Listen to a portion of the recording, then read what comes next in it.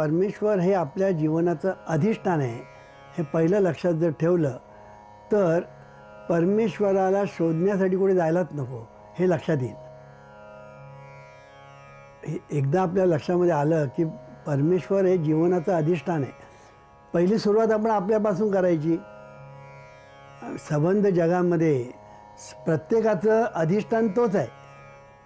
प्रत्येकाचं अधिष्ठान, मग तो पशु असो, पक्षी असो, जलचर असो, माणूस असो, कोणी असो, त्याचं अधिष्ठान परमेश्वरच आहे. पण आपल्या ठिकाणी आपल्याला त्याला शोधणं सोपं आहे. इतरांच्या ठिकाणी शोधण्यापेक्षा आपण आपल्या ठिकाणी आपल्याला ते शोधणं सोपं आहे. पण त्याच्यासाठी कोणीतरी ते दाखवावं लागतं, कळलं की नाही? ते दाखवणं सोपं नाही आहे, ते दाखवणंही कठीणच आहे.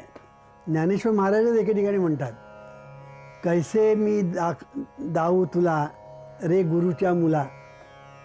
त्यांनी असं म्हटलं आहे, कैसे मी बोटाने दाखवू तुला जे गुरुच्या मुला. असं ज्ञानेश्वर महाराजांचाच अभंग आहे की तुला मी बोटाने दाखवू कसं. ते बोटाने दाखवता येत नाही. झाडावर आंबा आहे, तो बोटाने दाखवता येतो. आकाशातला चंद्र आहे, तो बोटाने दाखवता येतो.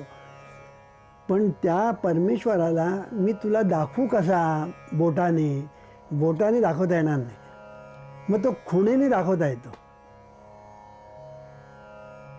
तो खुणेने, ज्ञानदेव म्हणे व्यासाच्या खुणा द्वारकेचा राणा पांडवाघरी. खुणेने तो दाखवता येतो, कळलं की नाही? आणि म्हणून सद्गुरू काय करतात, खुणेने शिष्याला देव दाखवतात. खुणेने पायचं कुठे, पायचं कसं, पायचं नेमकं कुठल्या ठिकाणी, हे सगळं सद्गुरू शिकवतात. आणि हे सद्गुरू जेव्हा शिकवतात तेव्हा त्याचं ग्रहण पण व्हायला पाहिजे. का शिकवल्यानंतर त्याचं ग्रहण व्हायला पाहिजे. नाही तर पुष्कळ वेळेला काय होतं की सद्गुरूने जरी बोटाने दाखवलं, बोटाने म्हणजे खुणेने, तरीसुद्धा ते शिष्याच्या लक्षात येईलच असं नाही. कारण हा विषय जो आहे ना, तो हा विषय आहे तो अदृश्य आहे. हा अव्यक्त प्रांतातला विषय आहे. व्यक्त प्रांतामध्ये सगळं तुम्हाला दाखवता येतं, पण अव्यक्त प्रांतामध्ये, निर्गुण प्रांतामधला जो विषय आहे तो तुम्हाला असा बोटाने दाखवता येत नाही, तो खुणेनेच आपल्याला दाखवता येतो. आणि तसे ते सद्गुरू शिकवतात, तसे सद्गुरू शिकवतात. म्हणून सद्गुरू वाचोनी सापडे ना सोय, धरावे ते पाय आधी आधी. आपणासारखे करीती तात्काळ, नाही काळ वेळ त्याला. म्हणजे सद्गुरूचा हा जो महिमा सांगितलेला आहे त्याचं कारण हे एक आहे की हा जो परमेश्वर जो आहे, ह्या परमेश्वराच्या प्राप्तीसाठी आपण जे कष्ट घेतो ते घेण्याची गरज नाही. हे पहिलं सद्गुरूकडून कळलं पाहिजे. आपण देवाच्या प्राप्तीसाठी जे कष्ट करतो ते कष्टच घेण्याची गरज नाही. म्हणून देव सहज असे, सायासे फुटे नासे, म्हणून सहज सांडणोनी सायासी पडोची नाही. किती स्पष्ट शब्द सांगितले पहा. संत जे सांगतात ना ते स्पष्ट शब्दात सांगतात. सहज देव असतची असे, असतची असे, तो सहज आहेच आहे, कळलं की नाही? असतची असे, तो आहेच आहे. सायासे फुटे नासे, तुम्ही जर सायाच कराल तर तुमचे सगळे प्रयत्न वाया जातील. येथे अवघे वाया गेले दिसती सायास, तुका म्हणे नाश दिसे झाल्या वेचाचा, असं म्हटलेलं आहे. म्हणून तुम्ही जितके अधिक कष्ट कराल, तुम्ही जितके अधिक सायास कराल, तुम्ही जितके अधिक प्रयत्न कराल, तितका तो जास्त दूर जातो, तितका तो जास्त दूर जातो. मग त्याला उपाय काय? उगार आहे निवांत शिणशिवाय. त्याला उपाय एकच, उगार आहे निवांत शिणशिवाय. हे ज्ञानेश्वर महाराजांनी सांगितलं हरिपाठात. कैसेनी दैवत प्रसन्न त्वरित, उगार आहे निवांत शिणशिवाय. बैसोनी निवांत शुद्ध करी चित्त, तया सुखा अंत नाही पार. येऊनी अंतरी राहील गोपाळ, सायसाचे फळ बैसल्या. बैसली आहे अंडरलाईन करायचं. सायासाचे फळ बैसल्या. तुम्हाला सायास करायलाच नको. बसल्या ठिकाणी तुम्हाला फळ आहे. फक्त ते सद्गुरूकडून समजावून घेतलं पाहिजे, सद्गुरूकडून ओळख करून घेतली पाहिजे. समजलं नाही तर विचारलं पाहिजे. आता उगीच मला समजलं करत जर बसलात ना तर त्याला काय अर्थ नाही. कळलं की नाही. पुष्कळ लोकांना काय असं वाटतं, समजलं नाही म्हणायला लाज वाटते. कळलं की नाही. तिकडे सुद्धा अहंकारच आड येतो. अरे समजलं नाही तर विचारले का, तुला सांगण्यासाठी तर मी बसलो आहे. पण समजलं नाही तरी विचारत नाही आणि मग ते तसेच मान डोलवत राहतात, समजलं म्हणतात. आणि अशी पुष्कळ मंडळी मग आहे, त्यांना मग त्यांचं सगळं मग वाया जातं. थोडक्यात तुम्ही देहाला कष्ट विण्याचं काही कारण नाही. कष्टवणं देहाला हा इथे प्रकारच नाही. मग तो सहज आहे. सहज देवासी पाहावे, दिसे त्याचे मूळ धरावे. पुन्हा इथे सांगितलेलं आहे, दिसे त्याचे मूळ धरावे. म्हणजे संत कसे खुणीने सांगतात बघा. कळलं की नाही. संत खुणीने सांगतात. आणि म्हणून देव, अंतरीचा देव अंतरी पाहावा, मी पण हे देवा समर्पणी. कळलं की नाही. देवाला शोधायचं कुठे ते सांगितलं. अंतरीचा देव अंतरी पाहावा. तो आहे सर्व ठिकाणी, पण सर्व ठिकाणी आहे तो प्रथम बघण्याच्या ऐवजी तू अंतरीचा देव प्रथम पाहायला शिक. कारण तो तुझ्या जवळ आहे. जवळ आहे ते पाहायचं का लांब आहे ते पाहायचं? जवळ आहे ते पाहायचं. अंतरीचा देव अंतरी पाहावा. म्हणजे जो आत आहे त्याला आतच पहा ना. आता कोणाला तरी आपल्याला शोधायचं आहे, तो आहे कुठे? तो दिवाणखान्यात आहे. मग दिवाणखान्यात शोध. का तू कुठेतरी तो स्टेशनवर गेला आहे, कुठे स्टेशनवर मी शोधायला गेलो, आहे दिवाणखान्यात. आहे दिवाणखान्यात आणि स्टेशनवर शोधायला गेला. कळलं की. तसं आपलं होत आहे की आपण सगळी मंडळी इकडे जातो, तिकडे जातो, या तीर्थयात्रेला जातो, त्या तिकडे जातो. हे सगळी जी धावाधाव जी चाललेली आहे त्याची खरोखर गरज आहे का? ज्ञानेश्वर महाराज सांगतात गरज नाही. तुकाराम महाराज सांगतात गरज नाही. तुका म्हणे निवांत राही, पाहिले पाही परतोनी. तुकाराम महाराज सांगतात. कळलं की नाही. तुका म्हणे निवांत राही, पाहिले पाही परतोनी. तुकाराम महाराज म्हणतात निवांत पहिला राहा, आणि सद्गुरूने जे दाखवलं ना ते परत परत पहा. परतोनी, परतोनी पहा. परतोनी म्हणजे काय? त्याचे दोन शब्द आहेत. परतोनी म्हणजे उफराट्या दृष्टीने हा एक भाग, आणि पुन्हा पुन्हा पाहणं, परत पहा हा दुसरा भाग. कारण ह्याला अभ्यास म्हणतात. ह्याला अभ्यास म्हणतात की ते जे तत्व आहे ते तत्व पहिलं म्हणजे देव ज्याला आपण म्हणतो ते आपल्या जवळ आहे, हे पहिलं लक्षात ठेवायचं. आणि भगवद्गीतेने 5000 वर्षापूर्वी सांगितलं आपल्याला, ईश्वरच सर्वभूतानां सर्वस्य चाहं हृदि सन्निविष्टो. हे भगवद्गीतेने किती वर्षापूर्वी सांगितलं? बीजम माम सर्वभूतानां. अधिष्ठान म्हणतात ना. बीजम माम सर्वभूतांचं बीज मी आहे. किती स्पष्ट शब्दात सांगितलं. अहम सर्वस्य प्रभवा मत्तः सर्वं प्रवर्तते इति मत्वा भजन्ते मां बुधा भाव समन्विता. असं म्हणते. तेव्हा जो जवळ आहे त्याला तू पाहण्याचा प्रयत्न कर. पाहण्याचा म्हणजे ओळखण्याचा प्रयत्न कर. आणि ओळखल्यानंतर मग त्याला सतत त्याचं स्मरण कर. म्हणून आधी देवाशी ओळखावे, मग त्याचे भजन म्हणजे स्मरण करावे. एकदा तुझी त्याची ओळख झाली की मग स्मरण. आणि हे स्मरण कसं?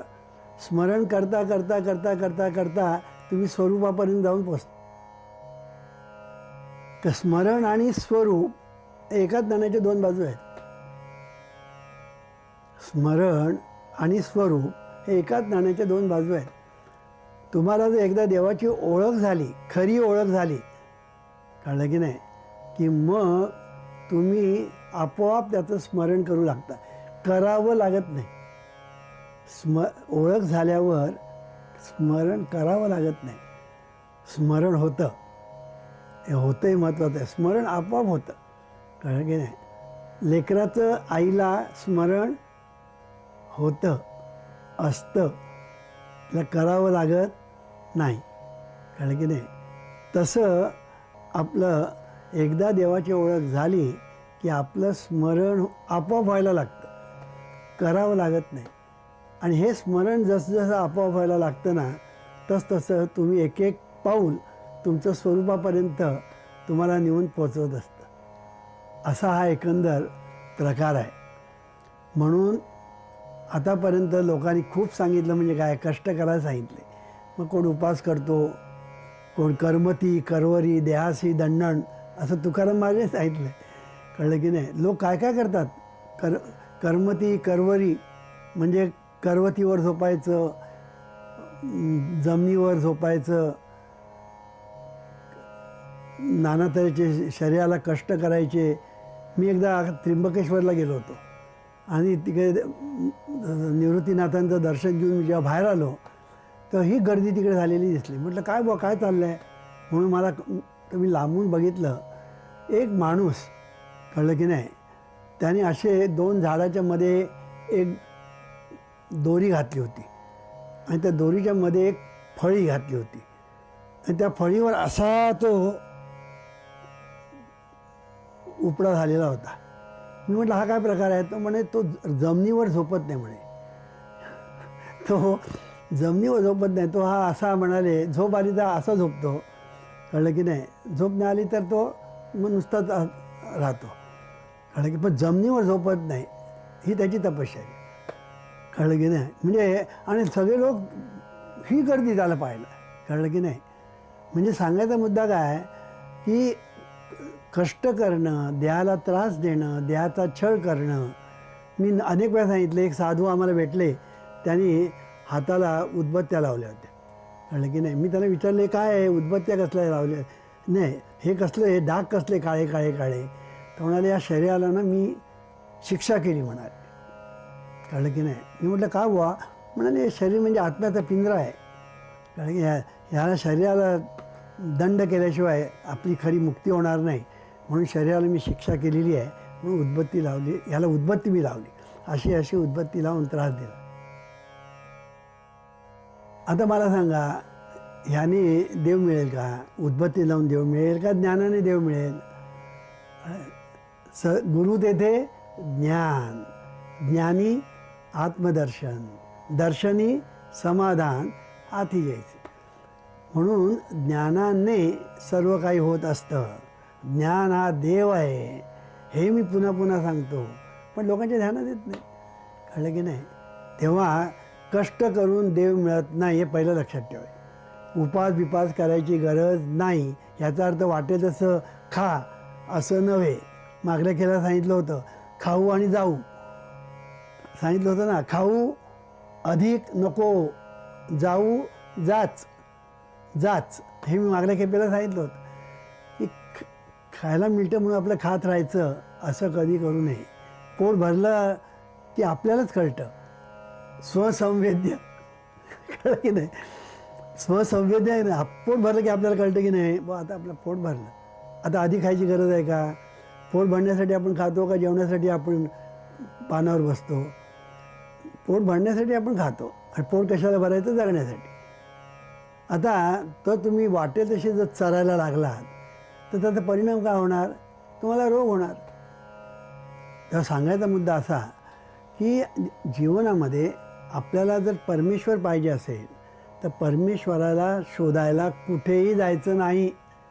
आहात तिथेच तुम्हाला तो मिळणार.